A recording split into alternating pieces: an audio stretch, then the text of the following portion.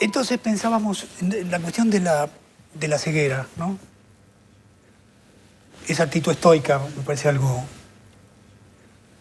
Pero no solo fue la actitud estoica, sino también la construcción de una... Otra vez para volver a la metáfora, una gran construcción de un escritor conceptual, ¿no? Una gran figura de escritor mundial. Debe ser el escritor que más rápidamente se identifica en cualquier lado del mundo, ¿no? El escritor ciego con el bastón, que tiene una gran capacidad de comunicarse con públicos diversos, es un gran conferencista, ¿no? Se convirtió en un gran conferencista mundial, digamos, ¿no? Entonces, tanto María Pía como Paola, que están también atentas a los modos en que se transforma la figura del artista, ¿no? Hoy, y tiene tanto que ver con esto, la figura del artista que construye una imagen, digamos, como un elemento importante de la obra. Y Paula, quería ver cómo ves esta figura de Borges, digamos, ¿no? Sí, me parece interesante que uno puede identificar en su imagen algunos rasgos, esto que decías, el bastón, las manos del escritor, la mirada perdida, que creo que de algún modo sintetizan la idea de alguien que es puro cerebro, ¿no? Ajá. O pura escritura, como una especie de retroceso del cuerpo. Me parece que en ese sentido es esa imagen la que él construyó, o la que los miles de fotógrafos claro, que lo fotografiaron construyeron, ¿no? Y mucha atracción, digamos, despertó mucha atracción en la cultura de masas, ¿no? Se convirtió en un ícono casi. Por ese carácter icónico de la imagen. Eso es lo ¿no? que me parece, claro. Que sería lo antitético de la cultura de masas. El ultra intelectual. Pero me parece que es el ¿no? modo en que Borges juega las paradojas, incluso al interior de su obra, ¿no? Pensaba ese componente que vos decías de convertirse en un escritor universal, porque no es solo la imagen del escritor ciego, sino también que es una literatura escrita en lengua argentina, pero accesible a cualquier lector de español o en cualquier traducción. Me parece que tiene que ver con este descubrimiento borgiano respecto, ¿qué hace a la diferencia entre el Borges de los 40, que Claro. vos analizabas hace un rato, y el Borges de los 20? Exactamente. ¿No? El Borges de los 20, apegado a la idea de la criolledad, el color local, la marca, y entrando al debate sobre el idioma desde ese plano, tan diferente al Borges que descubre que en el Corán no hay camellos. Claro. Y que en ese descubrimiento logra producir una especie de lenguaje o lengua literaria capaz de ir mucho más allá de las fronteras nacionales y al mismo tiempo ser estrictamente nacional. Yo pensaba Hemingway y Sartre, ¿no? Otros grandes escritores que han construido figuras de escritor más allá de lo que han escrito, digamos, ¿no? Más allá de lo que han hecho con la obra, que, en fin, fotos, grandes fotos. Sí, sí. Estaba pensando en un retrato muy poco conocido de Borges, que está tomado por Avedon. Avedon es el gran fotógrafo de moda que saca a Marilyn Monroe, a quien quieras, a Isabella Rossellini, a Kate Moss. Lo han fotografiado todos los fotógrafos. Lo han fotografiado todo el mundo, pero importantes. Pero Avedon es interesante porque Avedon lo fotografía en el año 75. Mira. Y Avedon dice, a esta altura de mi carrera no me interesa fotografiar a nadie más, solo quiero fotografiar a 3 personas. Borges, Beckett y Bacon, ¿no? Son los 3 tipos que son los grandes artistas del siglo XX, a la vez uno podría decir. Sí. Y le saca una foto que es bastante monstruosa. Digo, esas fotos de Avedon con el fondo blanco y Borges cortado acá, sin ver, con la mirada perdida, con el ojo perdido, etc. Y me parece interesante todo el relato que hace Avedon, después de haber sacado a las mujeres más hermosas que no se puede imaginar, sí, de este escritor un poco raro que lo atiende a oscuras, supuestamente, según Avedon, que es un gran fabulador también, al día siguiente que su madre se muere, con la madre muerta en el cuarto de al lado. O sea, cada vez a Buenos Aires. Viene especialmente a Buenos Aires a sacar a Borges. Es una fotografía interesante porque Borges tiene 76 años y todas las imágenes que llamamos como la iconografía de Borges son de los 70 años. Es un escritor viejo. Sí, viejo, claro. ¿No? Antes de eso era como un preescritor. Sí, sí. Me parece interesante esa foto en ese sentido, ¿no? Retrocede el cuerpo de Borges, pero a la vez Avedon lo vuelve a poner en primer lugar de manera medio monstruosa. Después, la otra cosa que nos intrigaba y que también tiene que ver con intereses de María Pía, es la cuestión esta de la entonación de Borges, la voz de Borges. Es una voz, digamos, es un tipo de orador que es totalmente contrario con lo que uno imagina que es un orador que tiene continuidad, porque vacila mucho, ¿no? Balbucea. Balbucea. El registro de Borges. Y hay que recordar algo, que es cuando él en algún momento, cuando piensa estas discusiones sobre el idioma de los argentinos, y esto, él dice, hay un matiz que nos diferencia de España, que es muy fuerte ese matiz, porque dice, los españoles hablan como si desconocieran la duda. Hablan con un énfasis que es el que desconoce la duda. Y Borges es el escritor cuya oralidad está la duda permanentemente. Está la duda, está...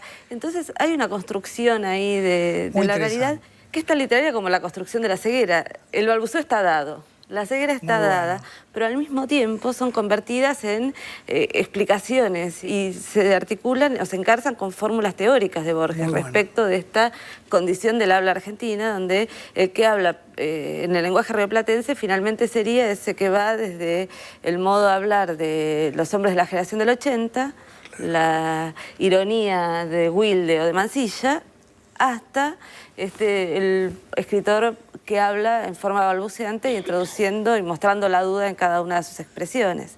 Y al mismo tiempo ese doblez, ¿no?, entre balbuceo e ironía, en todas las entrevistas de Borges es muy excepcional, sí, ¿no? Cuando uno escucha esas entrevistas, hay una muy conocida de que lo entrevista a un español, y ahí la diferencia entre esos dos tonos, entre el tono asertivo español y el tono balbuceante de Borges es muy nítida. Me gusta mucho la idea de alguien que define un modo de hablar para separarse de la tradición de la lengua tal cual se habla en España, ¿no? Porque una cosa que tampoco se ha discutido y es importante, si uno lo compara con Lugones, digamos, ¿no?, que era el escritor nacional que decretaba quiénes eran los herederos, quiénes ganaban los premios. Era, digamos, iban a sus conferencias, iban los presidentes, los ministros, le encargaban libros carísimos, le pagaban muchísimo dinero por escribir unos libros, el libro sobre las misiones jesuíticas, el libro sobre Roca. Era, digamos, el escritor oficial en el sentido más pleno, más mexicano, diría yo, de la expresión. El Estado tenía su escritor que era en que efectivamente realizaba las cosas que el Estado necesitaba. Borges nunca quiso estar en ese lugar, ¿no? Nunca estuvo en ese lugar. En el 55... jugó un papel político importantísimo, pero no fue el papel cultural que se hubiera esperado que él jugara, ¿no? Eso es una cosa para discutirla, ¿no? Nunca trabajó como Lugones diciendo, bueno, Martínez Estrada es el sucesor, o Horacio Quiroga, las cosas que hacía Lugones, que es el escritor consagrado que, digamos, legitima. Borges nunca hizo eso, digamos, nunca. Porque creo que siempre tuvo una fascinación, que vos señalabas también, ¿no?, con esta cuestión de lo menor, el género menor, escribir sobre películas menores, escribir sobre la inscripción de carros. En eso estaba pensando, ¿no? Eso contalo porque es el primer artículo en Sur, ¿no? Sí, estaba pensando también en un fragmento que hay en el Evaristo Carriego, si no estoy equivocada también, sobre esas inscripciones en los carros, como también hay menciones al truco, ¿no? También. O sea, uno podría decir que es una especie de inventor de la crítica cultural, de alguna manera, ¿no?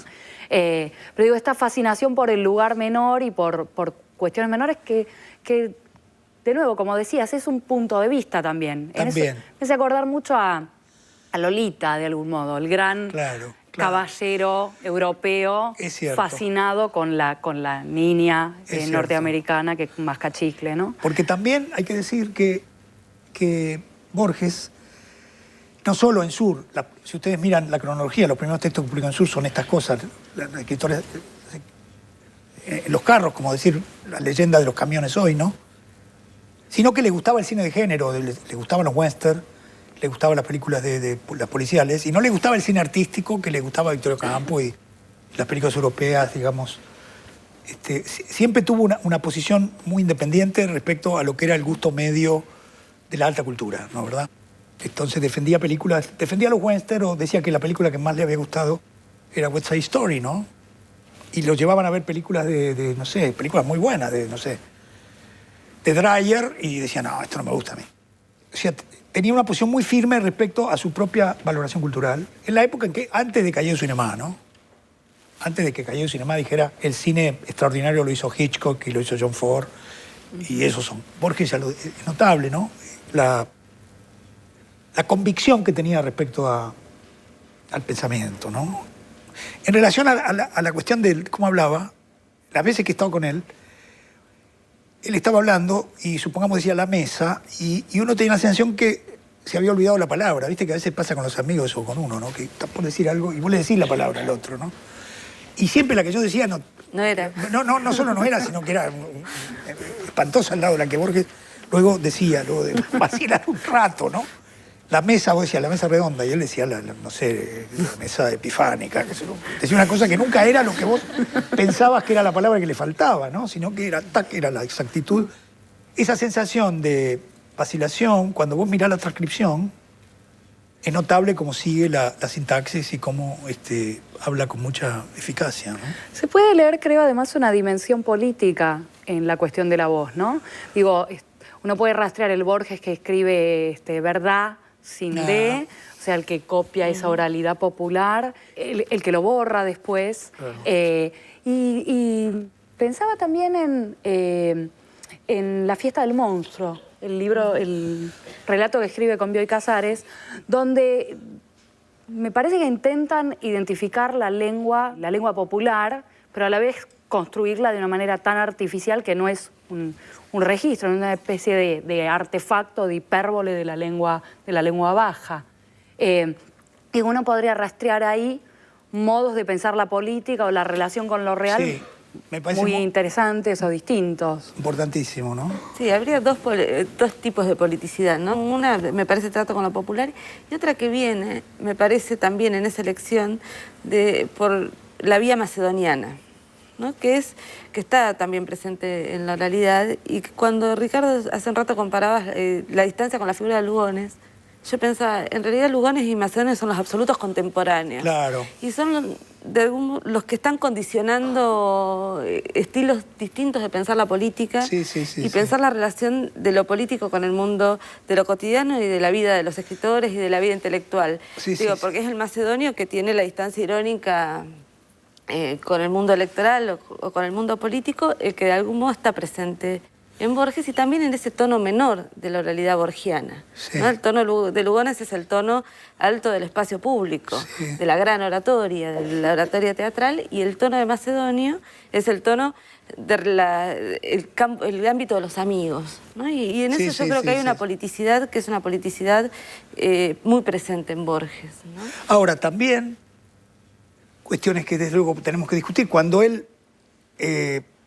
cuando llega la dictadura, ¿no es cierto? Y él ve eso como el triunfo del ejército, los caballeros y la tradición, y después va ahí a hablar con Pinochet. Y ahí habla, dice, como en la época de Lugones llegó la hora de la espada, ¿no? Ahí no digo que se identifique con Lugones, con el Lugones del discurso nacionalista reaccionario de los años 30, de la hora de la espada que fundamenta el golpe del 30, ¿no? Entonces, ahí está muy bien lo que dicen, porque es la vacilación entre el anarquismo de Macedonio Fernández, esa relación con la política como algo muy, muy discreto, muy conectado con un mundo de amigos y de conspiraciones un poco delirantes, ¿no? Eso que está ahí en el Congreso. Y después está esa fascinación por el mundo de los cuerpos militares y de la épica, y por lo tanto... políticamente es Lugones un poco el que está detrás, ¿no? Entonces está muy bien eso de... Está entre Lugones y Macedonio, ¿no? Había algo más que yo quería decirles en relación a cómo Borges ha sido siempre muy firme en situaciones muy, muy difíciles. Por ejemplo, lo llevaron una vez a Grandes Valores del Tango. Entonces lo llevaron a Grandes Valores del Tango, estaban todos los cantantes de tango viejos, ya envejecidos, como Alberto Marino, estaban todos como muy tocados, con el pelo teñido, ¿no? Como si fuera un museo de cera, ¿no? Entonces entró Borges y le empezaron a besar la mano a Borges y lo sentaron y entonces todos lo adoraban a Borges. Y entonces le dijeron, mire Borges, le vamos a cantar uno de Discépolo, que es una letra. Y entonces Borges escucha la letra y dice, pero está mal ese tango. Dice, no se puede decir esperanza y ansia, tiene que ser esperancias y ansias. Entonces, uno busca lleno de esperanzas el camino que los sueños prometieron a sus ansias, ¿no? Porque no, está mal eso, porque si no hay que decir Esperancia, ¿no? Entonces les arruinan a los tipos con mucho coraje, ¿no? En esa escena. En lugar de decir que eres letra extraordinaria, que es lo que hubiera dicho cualquiera, ¿no? Dice, no, le erraron con la rima, ¿no? Bueno, muchas gracias. Muchas gracias a las chicas,